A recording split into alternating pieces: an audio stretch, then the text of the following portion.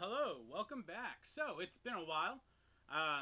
Computer issues, things like that. But today, we are looking at my VIC-20 that I'm going to convert into a basically Raspberry Pi VIC-20 so I can play Commodore 64, MS-DOS, RetroPie, Raspberry, so I can play a bunch of old 8-bit computer games with a keyboard that reminds me of Commodore.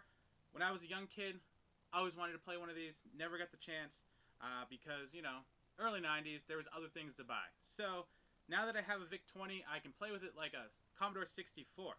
So that's the plan today. Now, the VIC-20, this one, I don't know is working because it requires one of the weird power cords, which is like a $60, $70 part. I don't want to spend $60, $70 just to see if it works. So I'm going to use this as my Raspberry Pi. Now, I'm not going to get rid of the motherboard. I'm going to put the motherboard back in its original box in case in the future I ever come a hold of something like that. I do know the keyboard works because my other VIC-20 is working, and I switched it out with that keyboard because I like this one better. It doesn't have the springs underneath, and it all works, where the other keyboard wasn't working very well. So that one works, but the keyboard's a little shoddy. So let's move on. So now we're going to look at what we need today. So we have the VIC-20, the Raspberry Pi, the USB cable I needed, the keyrah V2B, which is basically the controller that the keyboard's going to hook up to and turn it into a USB keyboard that you can actually use on Windows, regular PCs, as your everyday keyboard. Obviously, you're missing a few buttons, but you can also turn it into a interface for Raspberry Pi to use it as a Commodore keyboard with just a little switch down. It moves it down and it brings it to Commodore 8-bit. So, I think I spent $35 on it. I don't know the exact price, but it was cheaper than buying the power cord. So I figured, hey, this way I know it's going to work. It's cheaper, and that works for me. So, now, what we have here is the bare necessities to make it work. The USB keyboard, the Raspberry Pi with the flash card, SD card that already has RetroPie on it, the keyrah version 2B, and an Xbox 360 controller that I'm going to use as my everyday controller for other games because I don't have a Commodore controller yet, so I got to use that, and the USB keyboard to power it on. Now, this is the bare minimum. You can get, fancy 3D printed stuff to make everything fit nicely, block it in, but I have another plan. So right now, this is just to test a concept to make sure everything works. It's not going to look the prettiest on the inside, but if I just put it on a desk, plugged everything in, it would work, and that's all I'm looking for. I don't want to spend extra because coming up with this idea and seeing other people do it, I thought of something else I want to do, so there was no reason to get that extra stuff. So this is just bare minimum what you need to get going to actually set up and play. So with that, let's work into it. Okay, so first, we got to take it apart. So we'll move this stuff down, out of our way. Drop the keyboard back. Now, for the VIC-20, you're going to have 3 screws that you got to take out. Already took that apart. And when you flip it, it just comes off the front. It has these clips right here that just are there to hold it in together. So now to take it apart, we need to remove this one for the light, this one for the keyboard. Okay, and now our top is taken out. So that was the easy part. So, normally, we'd want to take out all the screws here, which I already did to get us ahead of time. That's it. You remove those 6 or 7 screws, and then it just comes right out, and we're out. Now, normally if you had a Commodore 64, which most people use, they have this, which has the 2 controller ports, and everything fits perfectly. Mine's a VIC-20, so everything doesn't fit perfectly. So we'll have to remove that. Doesn't go with it. So we'll put this to the side.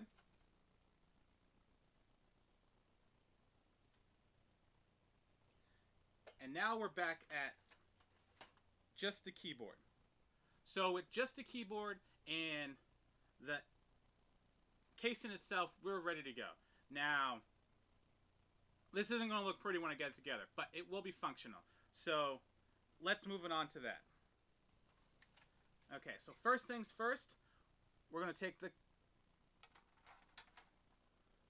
the keyrah board, which just fits right here. And then with a couple screws, we'll be ready to go.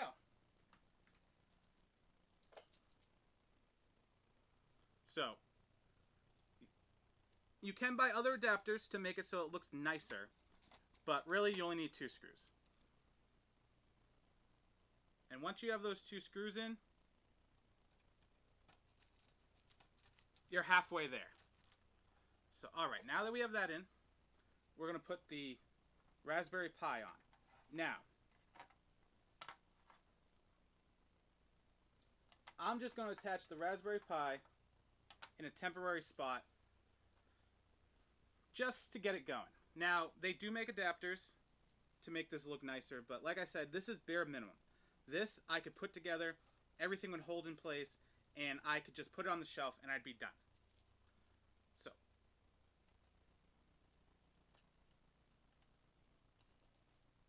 next we put the SD card in.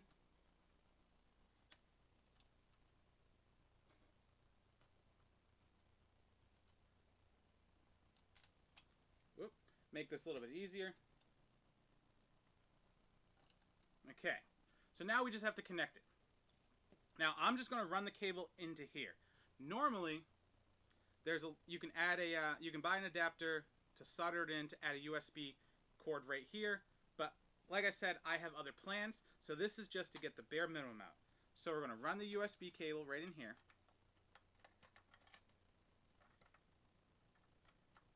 Okay, and I'm just going to lay the USB cable right down here. This I'm going to feed through here and attach it. So now we're good with that. So next up, we have the USB cable.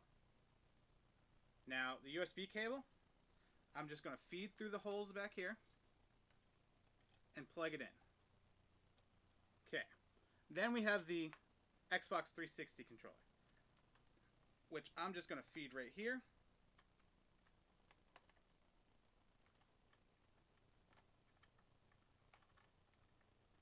If it goes in.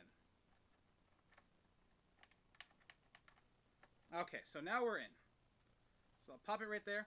So all we need to now is also add the HDMI cord, which I'll plug in right through here.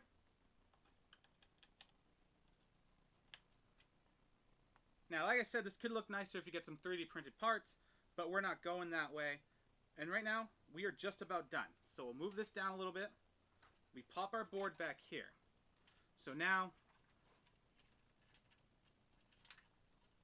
we add our cable. Now for the VIC-20 and Commodore, it's labeled right here. You want to use that port. You can also use this board for the C16, the Plus, the 4. And then, we add this right here so we get the nice light like we would.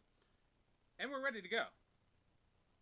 So at this point, I close this back up, turn it on. We should be go. We should be good to go. So let's check it out. So to get it back together, I just simply line up the back of the board first. Plug it in. We normally would screw it on right here, right here, right here. So from the back, you know, it looks like that. Little cable hanging out, some wires. But on a desk, I don't see a problem with it. So now we just got to turn it on and see where we're at. So let's move on to that. Alright, so we're back. We have it set up. We're ready to go. And let's test it out. So I use my 360 controller to navigate, to play most games. I actually have it set up to, this is like a joystick. The fire button's right here. It works great.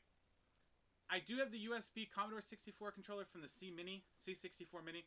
That does not work at all.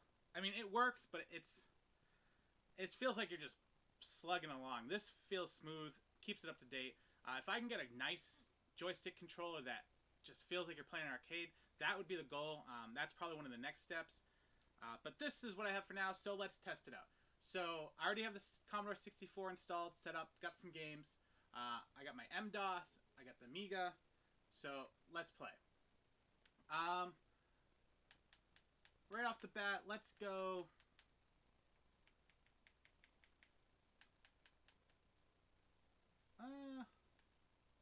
I don't know. What should I try? I guess proof of concept. I want something I know how to play. Let's do Robotron. So Robotron 2084. I went backwards. Okay, my mistake. Here we go. Okay, so the thing with this is you have to set up the controllers and the joysticks. I already did that off camera. If you need to look up how to configure the raspberrypi and everything, there's plenty of videos that will do a better job than me. So I got mine working, saved the settings, so every game should be good. Lives, unlimited. It looks good. I like it. That gets you into the menu. F1 for options. F1 to start. Player 1, we're ready. Apparently, I am not set up with my keyboard. So, guess we're going in the settings. Anyways. So you go down to machine. You want to go to joystick. Make sure they're on. Oh, joystick 1 I have set to a different thing. So now it should work, hopefully. There we go. Okay. Now we're going. So this was one game where it's joystick 1, not joystick 2. I can fire. It works great. So, there we go. We'll get out of the emulator. Do I really want to exit? Yes, I do. Alright, and I'll show you how the keyboard works, but I don't like playing Zork on the Commodore 64 because it is slow. It takes long to load things. So, we'll load Zork. And I'll show you. Now, M-DOS works great on this so far, for Zork at least. It's nice, it's fast, I like it. So right here, it loads DOSBox. There we go, we're in a small village, mailbox here. Go type, mailbox, open mailbox, read. There we go, Zork is in a game and adventure. I really like Zork, I discovered it last year. I've always wanted to play it, I finally played it, and I really enjoyed it. But then I tried playing on the C64 through the Vice emulator, and to get all that to pop up, it's like you type, wait a couple seconds, type, wait a couple seconds after you enter, and it just wasn't for me. So, we're up and running, that is it. The keyboard works, the controller works great. As you can see, just leave it on the shelf, it could work like that, no more needed. So for $30, $40 in parts, you're done. You could spend another 20, 30, 40, how much you want to make it look nice and neat. But I have another project. So this is going to change to something I want to do different. I think I'm going to like it better. In the long run, it'll probably cost me a little bit more, but then a little bit cheaper for the way I want to do it. So yes. Alright everybody, thanks for watching. If you enjoyed the video, hit the like, subscribe, you know, all that stuff everybody else tells you to do. Check out my other videos. I'll probably be doing a top 5 Commodore games that I find so far that I like.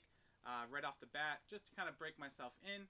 And yeah, alright everybody, have a good night, keep on gaming, and I'll catch you later.